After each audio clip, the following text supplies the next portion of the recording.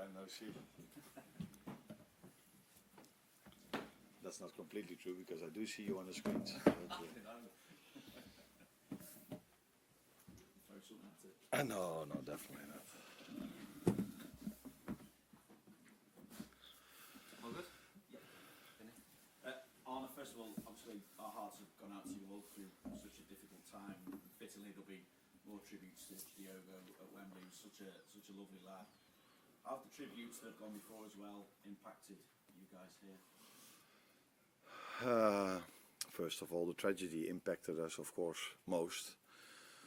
But again, it impacted far more his wife, children, parents.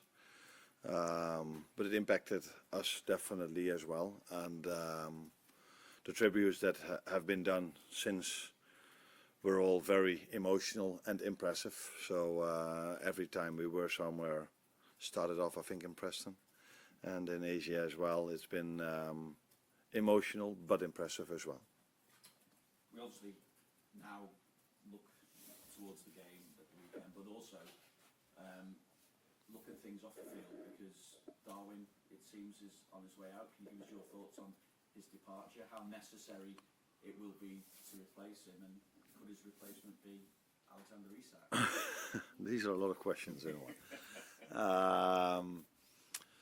As you know from me, and I think every manager works like this, you never talk about players that are not yours. So I can talk to you about Hugo, which we've signed recently and has done really well till now. We are very happy with the squad we are having. And there's every reason to be happy about that because we won the league last season. Okay, players left, but we've brought players in as well. And youngsters are doing good. So at this moment of time, Darwin might leave indeed, but things are not signed yet. So you need to wait maybe a few days before that's completely done. But there is indeed a chance that he's going to leave. Do you think there will be more incomings between now and the end of the transfer window, though? Because I appreciate that Ryan, Andy Robertson, and Endo can all play at centre half, but it appears that you could also still do with a centre half. Do you feel you need to bring in another option at centre half as well? No, what you just said, they can definitely play there as well. And you forget to mention Joe Gomes. Unfortunately, he has a minor injury at the moment, but he will be back with the team very soon. So we still have numerous options that can play there. But as always, what I always say, it's the same boring answer as with players that we might bring in or not. I'm really happy with the players we are having, and we have numerous players that can play in that position. And a chance now to win your first trophy of the season.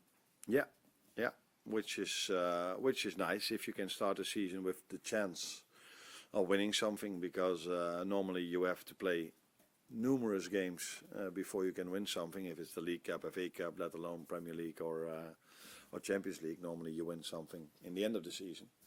And now we have a chance to win something in the beginning of the season. Unfortunately, we face a very good Crystal Palace that have been very difficult to win against for us, because we played 1-1 against them in the last game of the season, and they showed in the last final and in the semi-final, by the way, as well, how hard it is to win a one-off game of them. So I think most of the players that they have are still there.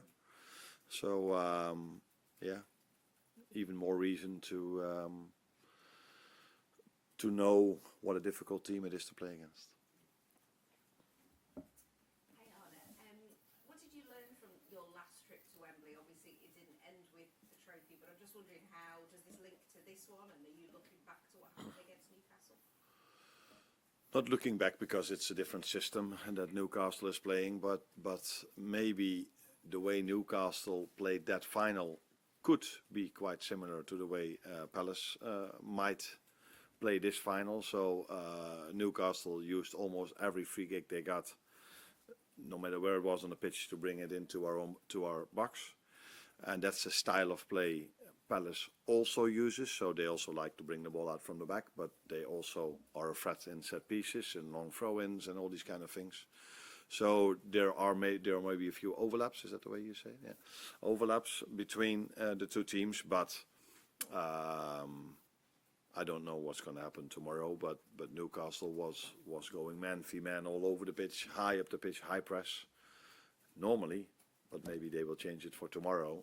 Crystal Palace goes to a low block and defends in and around their own 18-yard box, and that is for every team very difficult to find gaps and to create your chances. So goals are in every game very important, but I think on Sunday one goal is worth a lot. There's a lot of excitement around 16-year-old Rio Undermower at the moment, and he was on the score sheet. Anfield got an assist as well. How do you as a manager go about supporting him, I guess, because there's already such a spotlight on him at such a young age?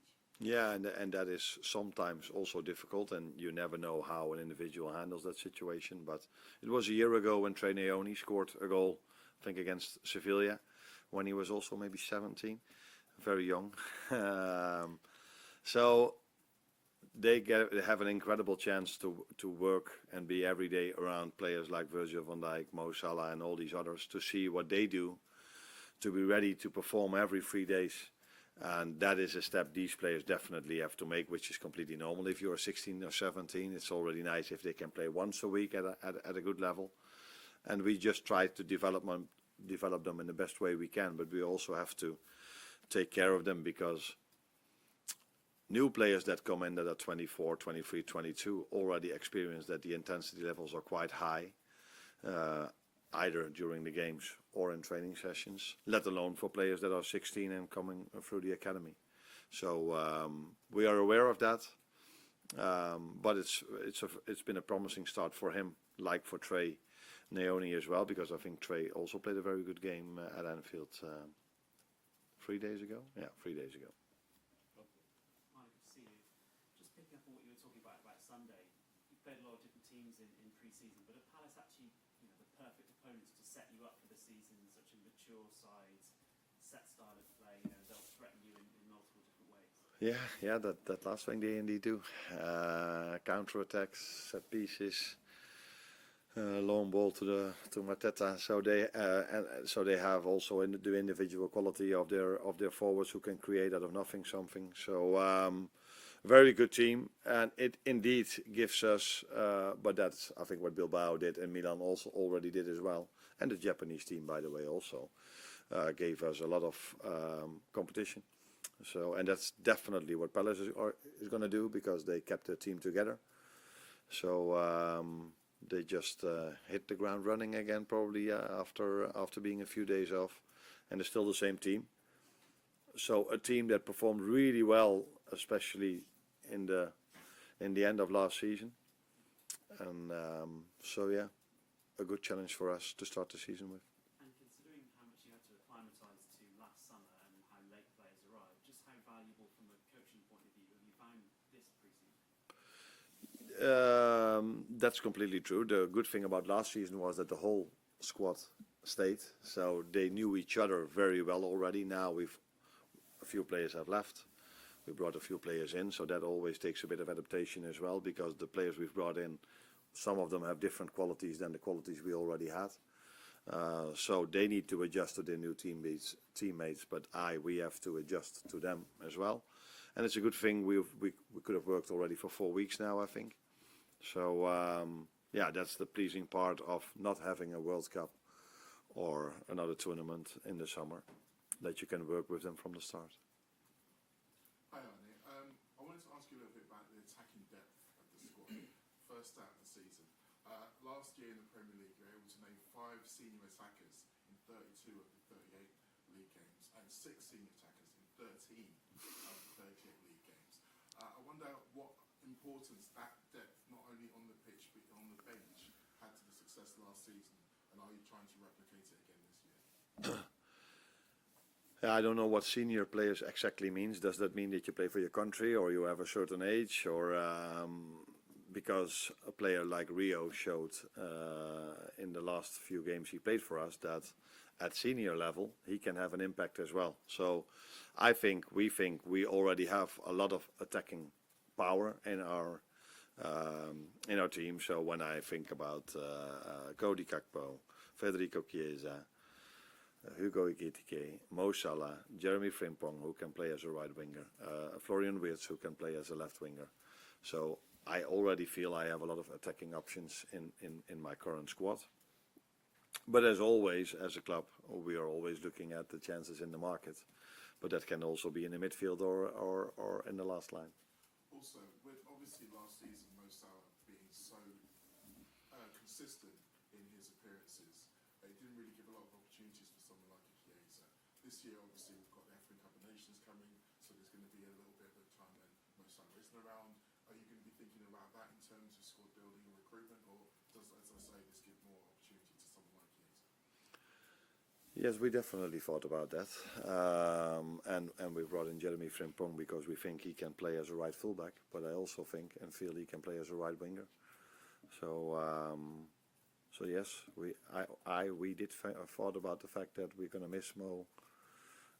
I think as a maximum 6 games, but that's quite a lot in the Premier League, especially if you see how well he did last season. So yeah, signing Jeremy Frimpong was for multiple reasons, but one of them was also that he could replace Mo if Mo is not there, but there are other options for me to replace Mo with as well. But Jeremy is definitely one of them. Oh, there is sorry. He will be in the squad. Yeah. He only played. He was out for 2 months, I think, or longer, because we didn't play him in the last 4 games of the season. He trained with us since a week now. Played 30 minutes, 45 minutes. So that's not a situation where you would start a player or play him for 90 minutes. Starting is possible, but definitely not for 90 minutes.